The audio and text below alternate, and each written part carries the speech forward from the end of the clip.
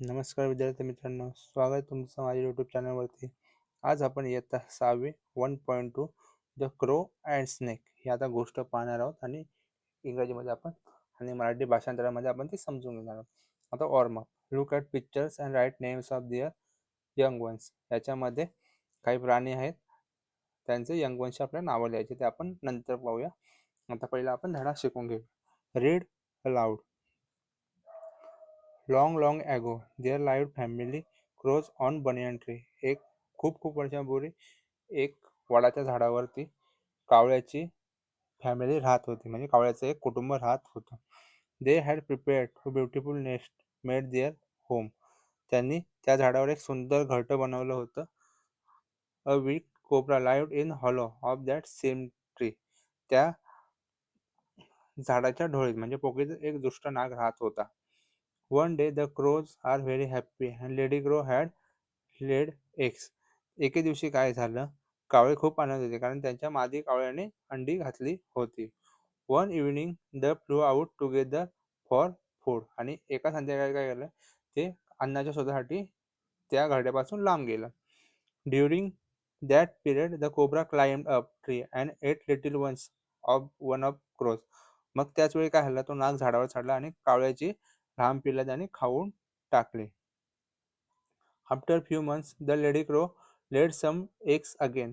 This time they decided that they will stay short distance to watch their nest. नंतर पुन्हा काही महिन्यानंतर कावळेने पुन्हा अंडी घातली, परंतु यावेळी त्याने काय केलं की यावेळी त्याने आपल्या घरट्यापासून जास्त दूर न जाता थोड्या अंतरावर घरट्यावर लक्ष ठेवणारे राहायचं असं त्याने ठरवलं.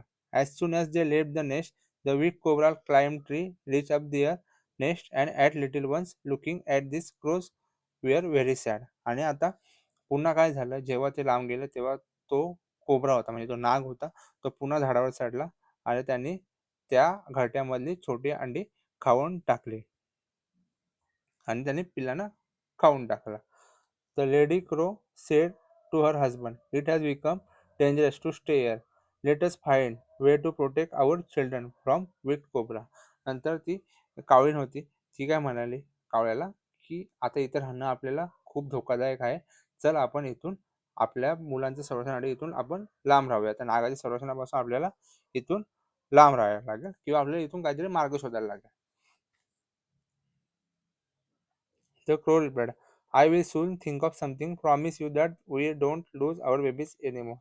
मग कावळा त्याला काय म्हणाला की तिला म्हणाला की आपण काहीतरी यावर विचार करूया. मी मी तुम्हाला प्रॉमिस करतो की तो जो नाग आहे तो आपल्या पिल्लांना आपण कधी आपले पिल्ले गमावणार, म्हणजे तो नाग आपल्या पिल्लांना काहीच करणार नाही. मग दुसऱ्या दिवशी काय झालं ते पाहूया. The next day the clever crow made a plan. He flew to nearby lake and steal precious bracelet. मग पुढच्या सकाळी काय झालं की कावळ्याने एक प्लॅन केला. तो उडत एका तलावाजवळ म्हणजे सरोवराजवळ गेला आणि तिथून त्याला एक ब्रेसलेट दिसला.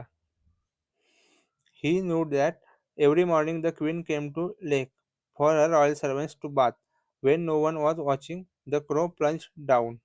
मग काय झालं पुढे की त्याला माहित होतं की दररोज सकाळी राणी तिच्या शाही सेवकांसह तलावावर स्नानासाठी म्हणजे आंघोळीसाठी येत असते.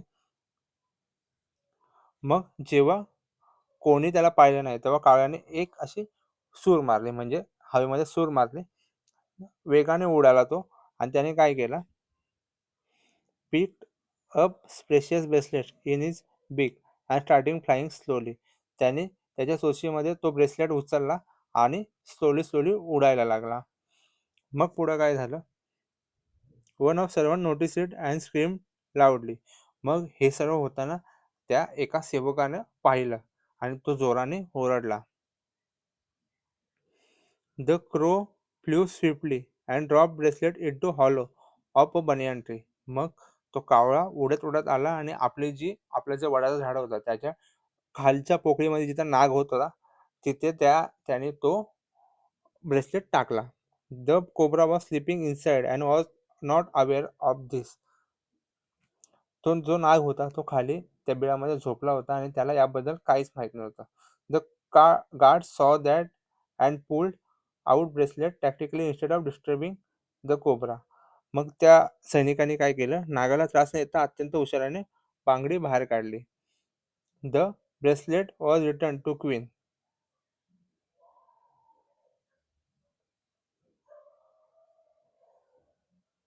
तो ब्रेसलेट आहे तो पुन्हा एकदा राणीला दिला. The guards chase away snake into deep forest without harming it. या सैनिकांनी काय केलं, तो जो नाग होता त्याला डिस्टर्ब न करता त्याला पकडलं आणि डीप फॉरेस्ट म्हणजे खूप आत म्हणजे जंगलात पळून, घनदाट जंगलामध्ये पळून लावलं. Then the clever crows lived happily did not lose any other their children afterwards. याच्यामध्ये काय झालं की त्याच्यानंतर जे कावळे होते ते आनंदाने राहू लागले आणि त्यांनी नंतर त्यांची कोणतीही पिल्ले गमावली नाहीत. Moral of story, one can overcome obstacles on the presence of mind. जर तुम्ही प्रसंगवधान बुद्धिमत्तेचा किंवा आपल्या बुद्धीचा वापर केला तर तुम्ही कोणत्याही संकटावर मात करू शकता. Hollow oh hole empty space inside world of basket आपण पाहतो. प्लंज डाऊन म्हणजे jump suddenly with a force, जोरात खाली जाणे. प्रेशियस ग्रेट व्हॅल्यू ज्याला किंमत आहे, swiftly quickly.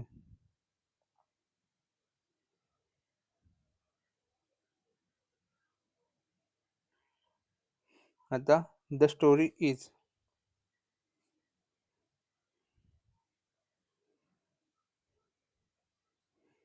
Which characters are animals म्हणजे जे प्राणी आहेत ते माणसासारखं ऍक्ट करतात, याबद्दलची स्टोरी आहे. कोण कोणाला म्हणाला, I will soon think of. Crow कावळा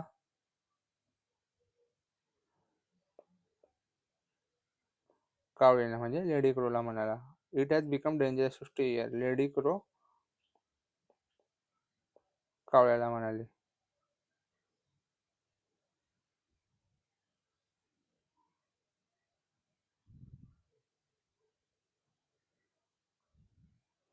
बनियन ट्रीवर राहत होते, पहिला झाला.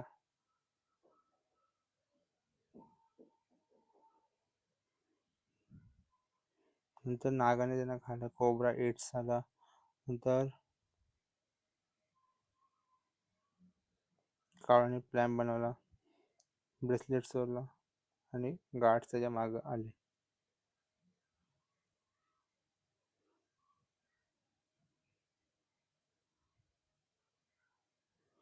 कावळ्याने काय डिसाईड केलं, answer the following question. What did crow decide.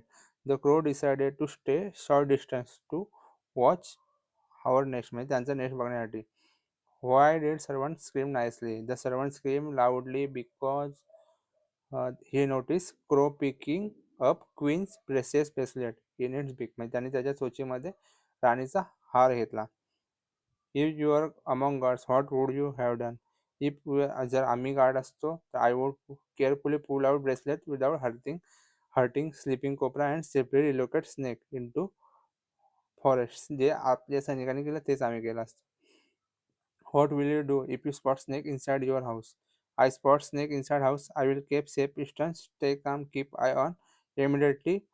आणि आम्ही सर्पमित्र स्नेक रेस्क्यूअर असेल त्यांना आपण फोन करू. आता याचं उत्तर द्यायचं होतं आपल्याला. वॉर्मअपमध्ये कॅटचं काय असेल, किटन.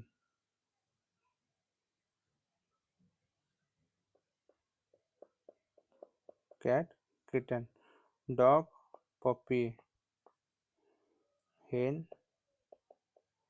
चिक. Duck duckling. डॉंकी असं फोल काहीतरी एल. टायगर कब. अशा प्रकारे the crow and the snake हा धडा आपला शिकून झालेला आहे.